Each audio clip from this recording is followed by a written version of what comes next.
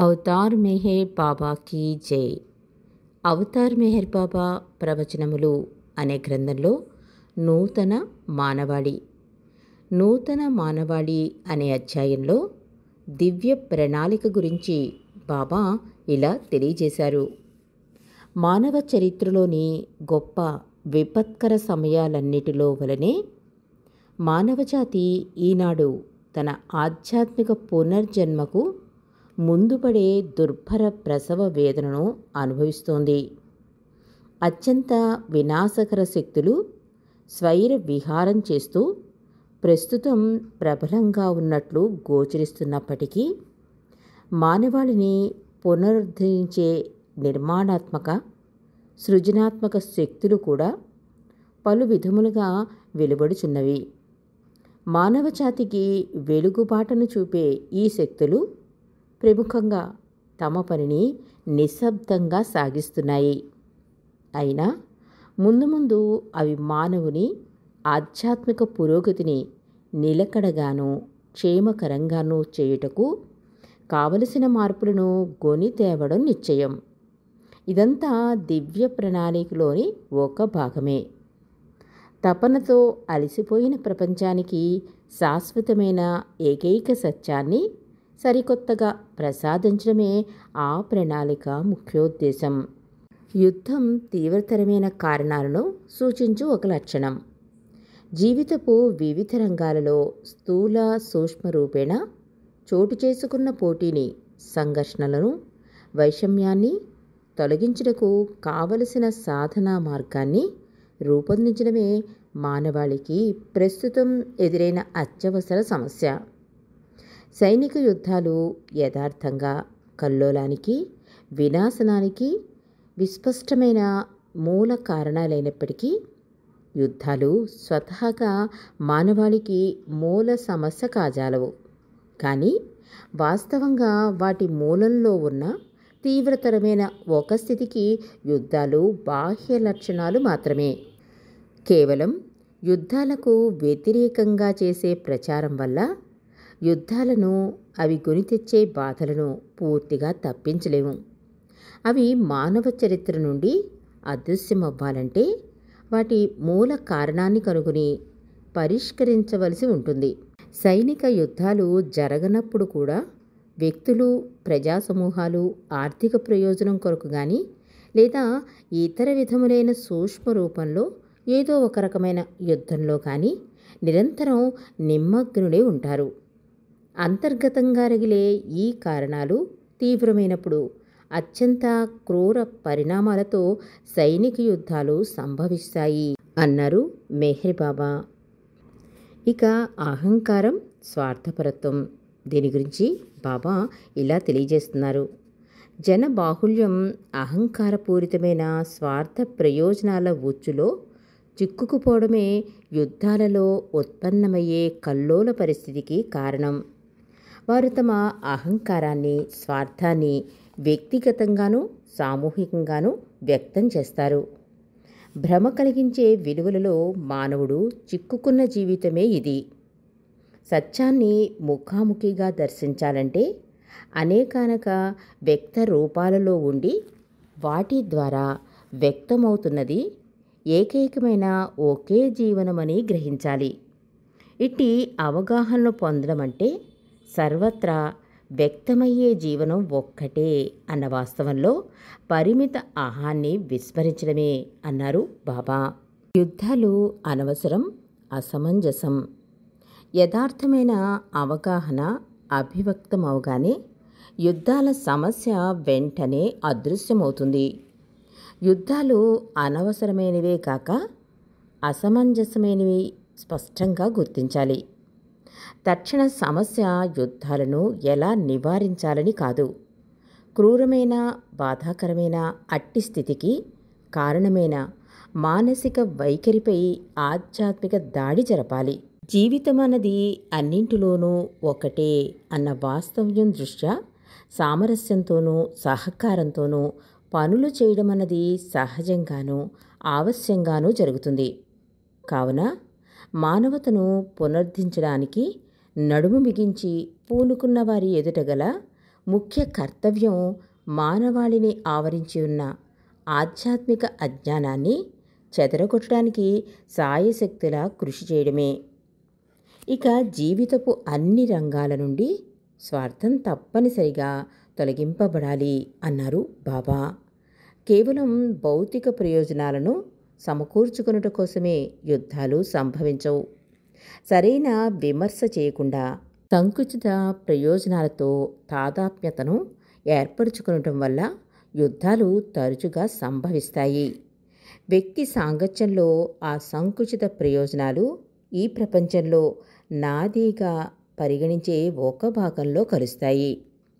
ఆధ్యాత్మిక సర్దుబాటును సిద్ధపరచడమనే పెద్ద సమస్యలో వస్తు సముదాయాన్ని సర్దుబాటు చేయడం ఒక భాగం మాత్రమే.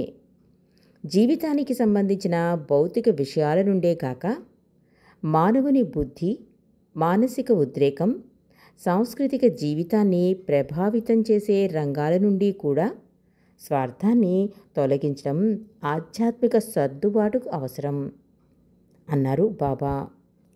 భౌతిక సర్దుబాటుకు ఆధ్యాత్మిక అవగాహన అవసరం అంటూ బాబా ఇలా తెలియజేస్తున్నారు.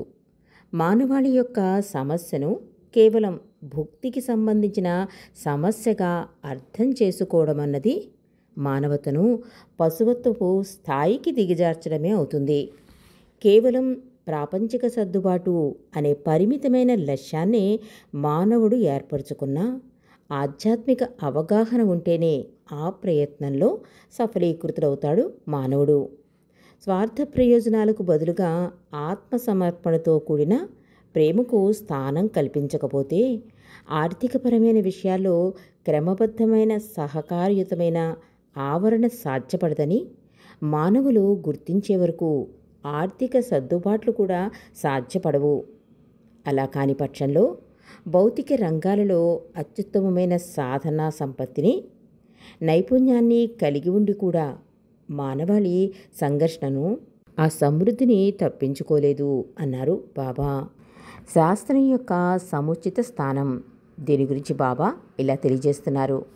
బాధలతో ప్రస్తుతం పడుతున్న పెనుగులాటలోని దుర్భర వేదనాభరిత స్థితి నుండి ఉద్భవించే నవ మానవాళి శాస్త్రాన్ని లేదా దానివల్ల సిద్ధించే ఆచరణాత్మకమైన ఫలితాలను ఉపేక్షించదు. శాస్త్రాన్ని ఆధ్యాత్మికతకు వ్యతిరేకమైన దానిగా చూడడం పొరపాటు. శాస్త్రం దాని వినియోగాన్ని బట్టి అది ఆధ్యాత్మికతకు సహాయకారిగాను అవరోధంగానూ కాగలదు. నిజమైన కళ ఆధ్యాత్మికతను వ్యక్తం చేసినట్లే సరైన విధంగా వినియోగించినప్పుడు శాస్త్రం కూడా ఆత్మశక్తిని ప్రకటించి సిద్ధింపచేసేదిగానూ కాగలదు. భౌతిక శరీరం మరియు స్థూల ప్రపంచంలోని దాని జీవితం గురించిన శాస్త్రీయమైన వాస్తవాలు ఆత్మకు తన నిజస్వరూపాన్ని తెలుసుకునే మాధ్యమాలు కాగలుగుతాయి. ఈ ప్రయోజనాన్ని నెరవేర్చడానికి శాస్త్రీయ పరిజ్ఞానాన్ని విస్తృత ఆధ్యాత్మిక అవగాహనలో సరైన రీతిలో పొందుపరచాలి. దీనిలో సత్యమైన శాశ్వత విలువల గురించిన స్థిరమైన అవగాహన ఇమిడి ఉంటుంది. అలాంటి ఆధ్యాత్మిక అవగాహన లోపించినప్పుడు శాస్త్రీయ సత్యాలు సాధించిన ప్రగతి పరస్పర వినాశనానికి దారితీసేవిగా ఉపకరించవచ్చు. అలాగే ఆత్మను బంధించే సంఖ్యలను దృఢతరం చేసే స్వభావంగా జీవితాన్ని నెలకొల్పవచ్చు. కాబట్టి శాస్త్రం, ధర్మం చెయ్యి కలిపి ముందుకు సాగినప్పుడే మానవాళికి సర్వతోముఖాభివృద్ధి సిద్ధిస్తుంది అన్నారు బాబా. ఇక ఆధ్యాత్మిక అనుభూతి యొక్క ఆవశ్యకత గురించి బాబా ఇలా తెలియజేశారు.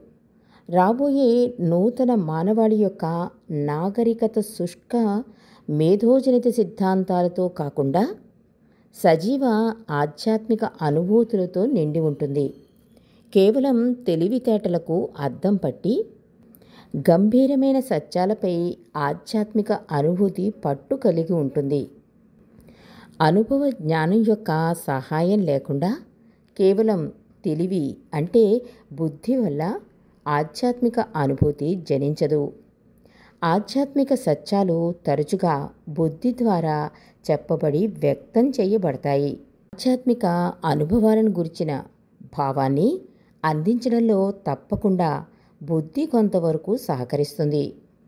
ఆధ్యాత్మిక అనుభూతిని మానవునకు కలగజేయడానికి కానీ లేదా ఆ అనుభూతికి సంబంధించిన భావాన్ని ఇతరులకు అందజేయడానికి కానీ బుద్ధి తనంతట తానుగా అసక్తమైనది.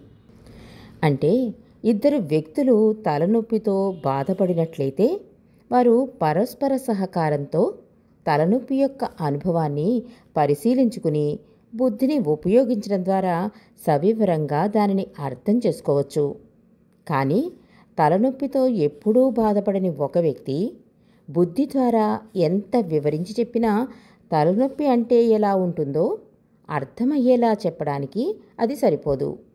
బుద్ధి ద్వారా చేసే వివరణ ఎప్పుడూ ఆధ్యాత్మిక అనుభూతికి ప్రత్యామ్నాయం కాజాలదు. సాధ్యమైనంత వరకు బుద్ధి చేయగలిగే పని ఆ అనుభూతికి రంగం సిద్ధం చేయడం మాత్రమే అన్నారు మెహర్ బాబా. ఆధ్యాత్మిక అనుభవం యొక్క స్వభావం మరియు దాని స్థానం, దీని గురించి బాబా ఇలా తెలియజేస్తున్నారు. ఆధ్యాత్మిక అనుభూతి కేవలం బుద్ధి ద్వారా గ్రాహ్యం చేసుకునే దానికన్నా అతీతమైన విషయం. అందుకనే ఆ అనుభవాన్ని తరచుగా గుహ్యమైనదిగా నొక్కి వక్కాణిస్తారు. ఈ రహస్య తత్వం తరచుగా బుద్ధికి వ్యతిరేకమైనదిగా, అస్పష్టమైనదిగా, కలవరపెట్టినదిగా, ఆచరణీయం కానిదిగా మరియు అనుభవానికి సంబంధించింది కానట్లుగా పరిగణింపబడుతున్నది. వాస్తవానికి అసలైన ఆధ్యాత్మిక రహస్యతత్వం పైన చెప్పిన వాటిలో ఏ ఒక్కటి కాదు. నిజమైన ఈ రహస్యతత్వం సత్యాన్ని వీక్షించే యథార్థదర్శినిగా ఉండాలి. అలా ఉన్నప్పుడు అందులో హేతుబద్ధం కాని విషయమేమీ ఉండదు. అది పరిపూర్ణమైన స్పష్టతతో కూడి మనోగోచరమైన ఒక అవగాహన స్వరూపం. గుహ్యమైన ఈ ఆధ్యాత్మిక తత్వం దైనందిన విధి నిర్వహణ ద్వారా వ్యక్తమవుతూ జీవితంలోని ప్రతి క్షణం జీవింపగలుగునంతటి ఆచరణాత్మకమైనది. జీవితానుభవంతో దానికున్న సంబంధం చాలా గాఢమైనది. ఒక విధంగా అనుభవాలన్నిటికీ ఈ రహస్య ఆధ్యాత్మిక తత్వమే అంతిమ అవగాహన అన్నారు బాబా. ఆధ్యాత్మిక అనుభూతిని రహస్యమైనదిగా వర్ణించి చెప్పడంలో దానిని మానవాతీతమైనదిగా కానీ లేదా మానవ చైతన్యానికి గ్రహింప శక్యం కాని దానిగా దానిని భావించరాదు. అలా చెప్పడంలో బుద్ధి తన పరిమితులను అధిగమించి అనంతతత్వపు ప్రత్యక్ష అనుభవం యొక్క వెలుగులో ప్రకాశించనంత వరకు పరిమితమైన మానవ బుద్ధికి ఈ విషయం అలవి కానిదని అర్థం. జీసస్ క్రీస్తు అన్నీ వదిలి నన్ను అనుసరించండి అని చెప్పి ఆధ్యాత్మిక అనుభూతికి మార్గాన్ని చూపించాడు.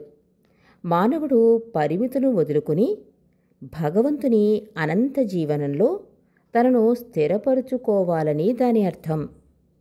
నిజమైన ఆధ్యాత్మికానుభూతికి ఉన్నత చైతన్య భూమికలను దాటుతూ ఆత్మ యొక్క స్వభావాన్ని అనుభూతి పొందడమే కాకుండా ప్రాపంచిక బాధ్యతలను నిర్వర్తించడంలో కూడా సరైన దృక్పథం ఉండాలి. అది జీవితపు విభిన్న దశలతో సంబంధం కోల్పోయినట్లయితే ఆధ్యాత్మిక అనుభవానికి ఎట్టి సంబంధము లేని కేవలం ఒక మానసిక స్పందన మాత్రమే పొందినట్లవుతుంది అన్నారు మెహర్ బాబా. మరిన్ని విశేషాలను రేపు తెలుసుకుందాం. అవతార్ మెహర్ బాబాకి జై. ప్రేమపదం వాట్సాప్ గ్రూప్